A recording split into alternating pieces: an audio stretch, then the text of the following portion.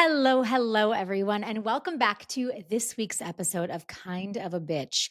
If you have been with me for the past few episodes, we have been doing a series on luck. Now, I did an episode all about luck, would have been a few months ago now at this point, but I wanted to dive a little bit deeper because honestly, I find this topic fascinating. So, we are calling this series the Luck Laboratory. All right. And like I said, over the past few episodes, we've explored how mindset can shape our ability to notice opportunities, how boldness and risk taking can expand our chances to attract lucky breaks, and then how authentic connection will attract the right kind of luck.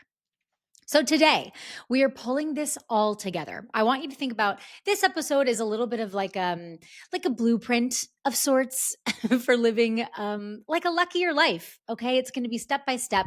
This is the final piece to this series, and yeah, I want it to feel like a playbook of sorts that you can carry into day to day life. And I say you, but I also say this for me. I think that when I research things like this and when I start going down the rabbit hole, it gives me a lot of inspiration and hope because, you know, there's just a lot going on in the world. And I think sometimes we want something that brings a little bit of hope that we can influence how our lives feel. And yeah, I feel like this does that. So let's jump in. The first part of this, we'll do a little bit of a recap. It's all about the science of serendipity. When we talk about luck, a lot of people imagine lightning strikes, okay? Random chance, happenstance, no control. But the science of all of this tells us a totally different story. I, again, spoke about this. So if you are on track with me in some of these episodes, this is going to be somewhat redundant, but I feel like the more we say it, the more it'll maybe stay in our brains. So let's talk about it again. Psychologist Richard Wiseman, he studied hundreds of people over years and found that the people who consider themselves lucky, now again, this is self-diagnosed, people who considered themselves lucky or people who considered themselves unlucky. And he found that people who considered themselves lucky are not specifically different from unlucky people.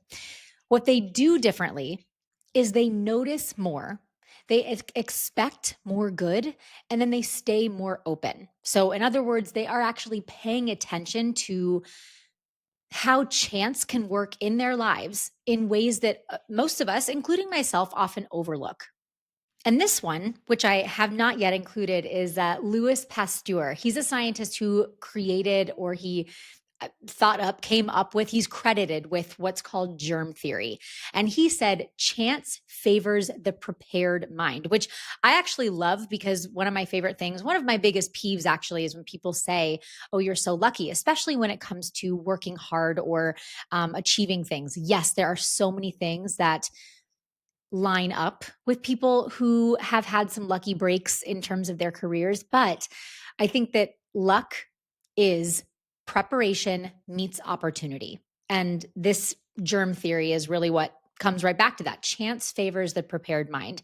And his situation was that he had a lot of different discoveries in his lab. And a lot of those breakthroughs might look like happy accidents in hindsight, but they weren't random. He noticed the mistakes in his lab because he was prepared to see them, because he was looking for them. So that's kind of what we mean when we say planned serendipity.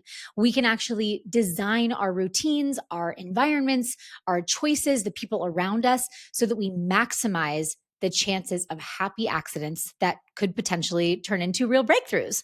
The next piece of this are these pillars of luck. Again, we've talked about this. We've referred to it as kind of a luck blueprint.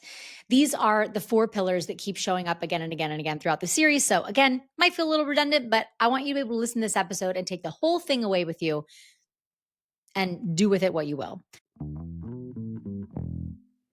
The first piece here, mindset. We talked about how what we focus on expands. Where your focus goes, your energy flows, right? They say that in meditation all the time. I just heard it in my meditation this morning. Cognitive psychology calls this attentional bias. If I buy a red car, suddenly I see red cars everywhere. When we bought our Honda that was like a funky kind of a dark green, almost black color, I'd never seen it before. I was obsessed with it. Now I see my car everywhere because I am aware of it, because my attention has gone there. So I see it. Lucky people are primed to see opportunities because they expect it to show up. And I think this goes the other way as well. People who consider themselves unlucky are seeing the things come up in their lives that can be considered unlucky. So they continue to confirm their own bias that they themselves are unlucky. I see this all the time when I talk with family, with friends, where we often are asking ourselves, are you looking to fulfill the story that you've told yourself? I have talked about this recently with my dad, where he has mentioned a few different experiences where he feels not seen. And when he tells me the stories, I have asked him in response, are you, is this actually what is happening, that you're not being seen, or are you not making yourself be seen? Are you looking to prove the point that nobody sees you in this moment? Or do you know what I'm saying? Like it is confirmation bias, and we are looking for it all the time to fulfill the stories that we tell about ourselves. So if we can switch that to be looking for the stuff that prove, wow, I actually am lucky, or I actually have a lot going for me, this is where gratitude practices come in. We can really start to shift that mindset. The second pillar here is boldness. This is where the phrase luck favors the bold really comes alive, because, and I'm not talking about boldness as in like reckless or crazy risk taking. I mean it. I mean it in the sense of people who take more shots, who shoot their shot more often. And the more shots you take, the more success you're going to have. It's just kind of how that works. If you take enough shots, the probability will be that those shots start to work in your favor. Survivorship bias reminds us that we only hear the success stories, okay? But the people who we call lucky, a lot of times they fail a billion times before they have that success story. They just happen to try long enough to get one of those attempts to actually work for them. I saw this quote from a creator. It would have been now a couple of months ago, but she said something along the lines of, I'm not lucky. I just failed more times than you tried. So, right, it was a little bit of a gut punch with that, but I thought that was kind of fabulous, because we really don't see all the failure that people go through. And especially with the age of social media, most people are looking to only talk about the times that it works, but people are not wanting to talk about all of the little times that things did not work in their favor. And sometimes we hear those stories. Sometimes we hear, especially the Bezoses of the world, the Steve Jobs of the world, like we do hear some of those pieces, but especially in day-to-day life. And I remember talking with someone about this in reference to the podcast.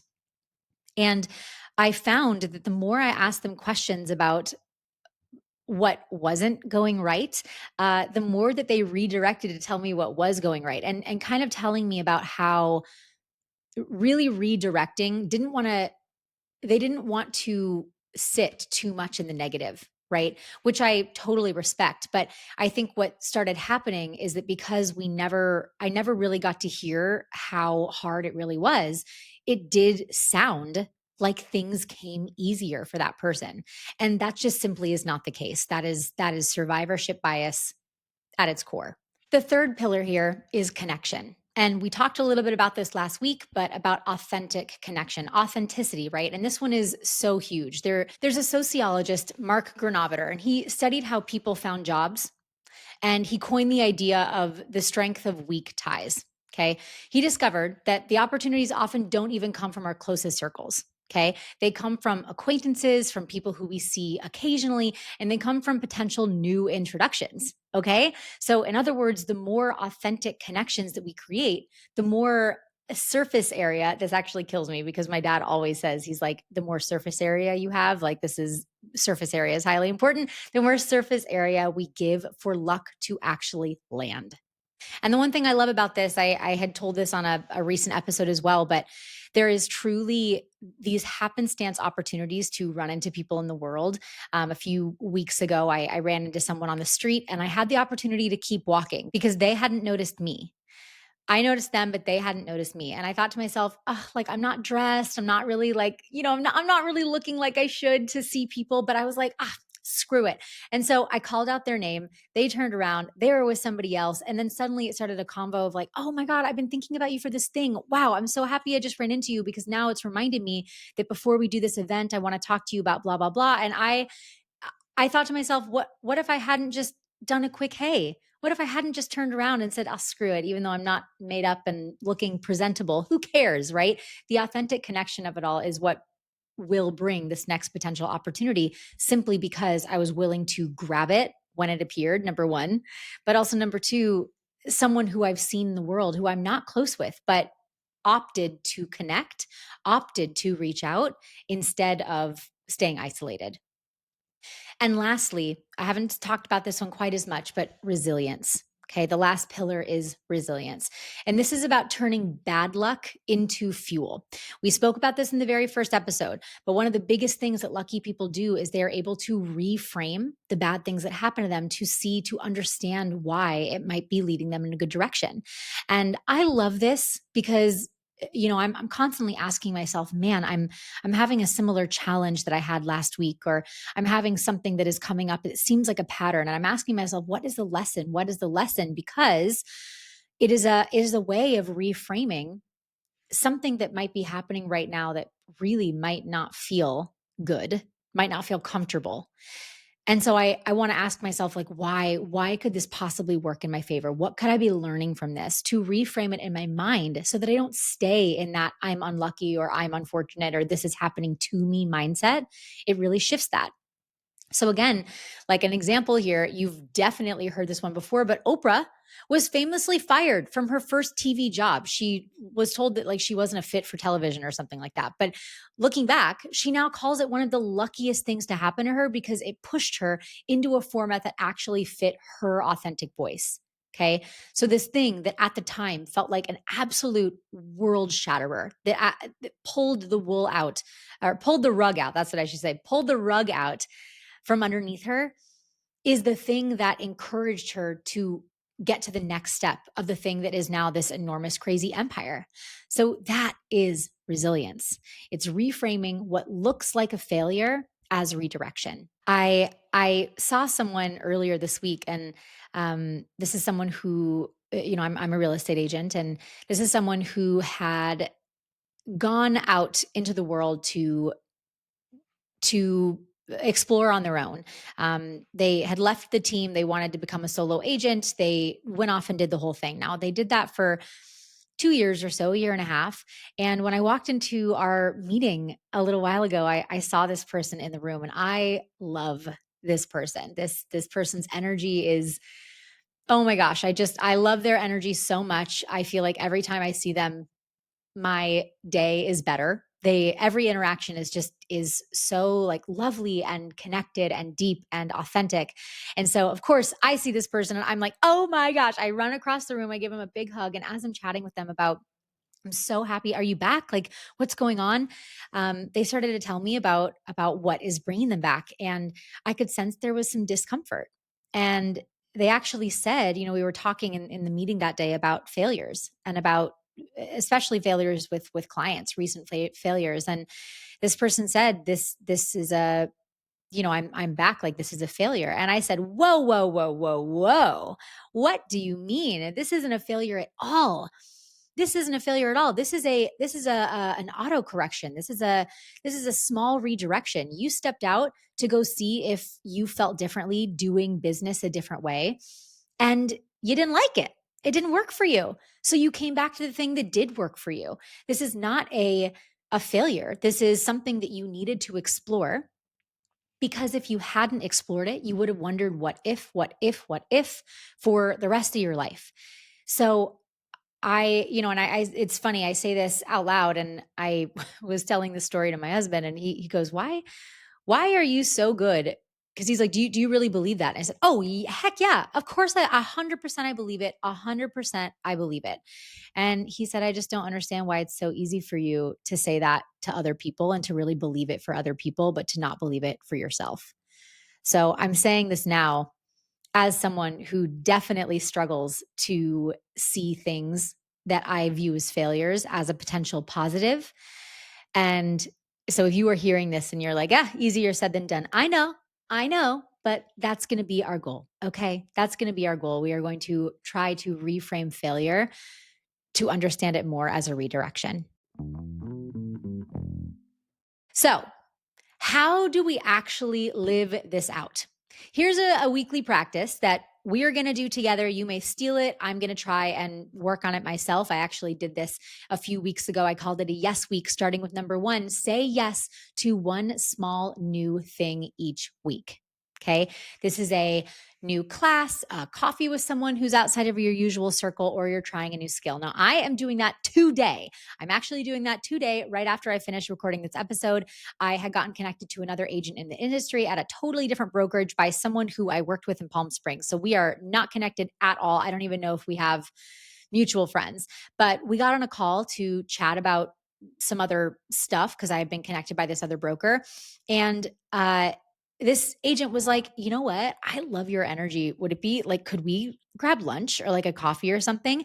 And I said, oh my freaking God, I would love that. Because number one, as an adult being asked to be a friend to another adult, it does feel like, I don't know. It feels really special. I feel it's hard to make friends as a grown up. But this person was like, I just love your energy. And I feel like since we got connected by this other broker who says nothing but great things about you, I feel like we really might get along and it would be cool. So I'm doing that today. I have no clue what's going to happen. I'm driving all the way over to the east side to have lunch with this person who I've never met before. And I've truly only talked on the phone for like a 6-minute conversation, but we're saying yes. Okay. So say yes to one small new thing each week, whether that is an art class or an introduction to someone who you've never met, or trying something that you've never tried before. If you're in Seattle, I highly recommend going to take a trapeze class, because I'm going to tell you it was scary AF, but it was so much fun. That is a great new skill that you can try. And you don't even have to be good at it. It's just fun.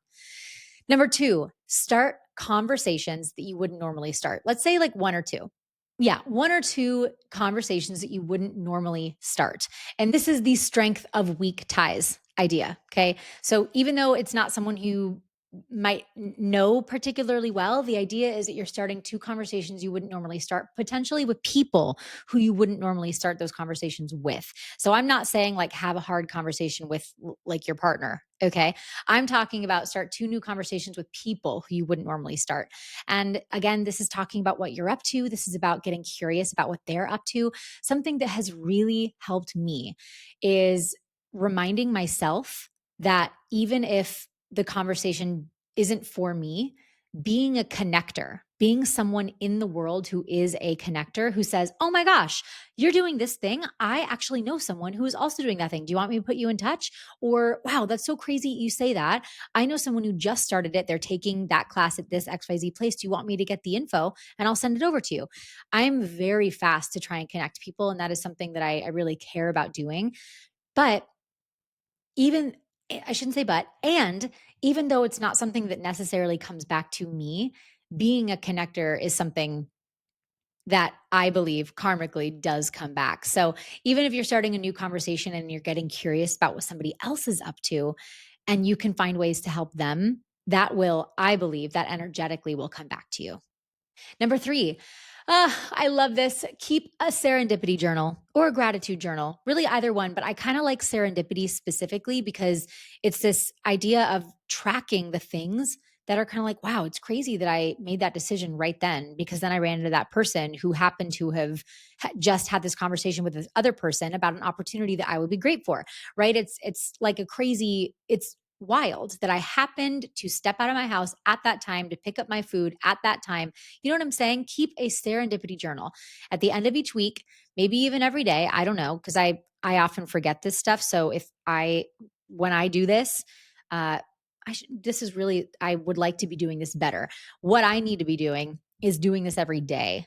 Because I will not I will not remember all the good things that happen to me at the end of the week, because I am a chronic worrier. So I forget.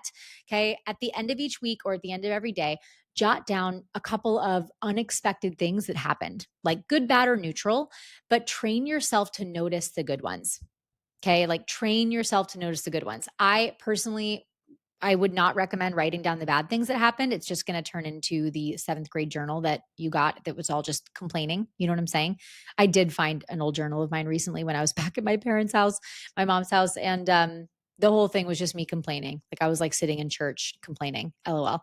So funny. So jot down a few unexpected things that happened, right? Trying to find the serendipitous moment, the chance moment that you made a different decision, that you made a slightly different choice, that something happened that had a domino effect. Start to notice when those things happen. And lastly, reframe the setbacks. This is just as much for me as it is for you, but ask yourself, if this was lucky, what might it be making space for? If this was lucky, what might it be making space for? And I love that question. I love that question. And now I'm sitting here trying to think through my week of all especially the stuff that didn't feel good, because I had a few things this last week that felt particularly frustrating. And I'm not going to lie, they threw me. I had one of those weeks where I was off the track. Okay. I was off my game. And so I'm thinking through these right now going, okay, if these occurrences were lucky, what might it be making space for? And I'll tell you what, it takes some serious weight off my shoulders as I'm sitting here trying to reframe those things. Highly recommend doing if you've got a moment, whether you're driving, you're sitting at your desk listening to this, you're cleaning house. Take a second to do it. It's kind of crazy how that lifts some weight off your chest. Again, this is not about completely overhauling your life in one day or overnight or in a week, but it is about stacking tiny choices that give luck more doors, more opportunities to walk through and meet you. So here is our challenge for the week. We're going to pick one of these 4 pillars, whether it's mindset, boldness / risk taking, connection, or resilience. And let's run a mini experiment. Okay, maybe you take a small risk that you'd normally avoid. Maybe you reach out to somebody totally new. Perhaps you just do the serendipity journal thing. Maybe that's just it. The point is simply to play, to explore, to experiment with the science of luck and notice. Start to notice. That's the key piece of this. You have to be tracking it so that you notice what shifts. That is one of the things that separates, that differentiates people who consider themselves lucky and people who consider themselves unlucky. The people who consider themselves lucky notice those chance opportunities, notice those serendipitous moments. It is key to becoming a luckier person. And that, my beautiful, beautiful listener, wraps up our Luck Laboratory mini series. So if you have been with me through all of these episodes, I hope that you are starting to see luck not as a mystery or something that you're born with, but as something that you can actually start to cultivate and influence. Mindset, boldness, connection, resilience, they are not magic tricks, okay? These are daily practices that all of us can start to incorporate. And I think that the more that we kind of live them out with intention and with like active what is the word I'm looking for? With action. There we go. With action and authenticity, the more room we create for luck to find us, to take up more space in our life, which I know I am certainly hoping for. So that to me is the real science of luck. Thank you, thank you, thank you, everyone, for being here for this mini series. I cannot wait to dive into what is next. If you have any questions or feedback for us here, at the podcast, please feel free to reach out. You can find me on Instagram. You can also check the show notes for ways to contact or send your feedback. And then, of course, if there's someone who you feel like this would resonate with, I would love if you shared this with them. Other than that, thank you, wherever and whenever you're listening. And I will talk to you next time. Bye.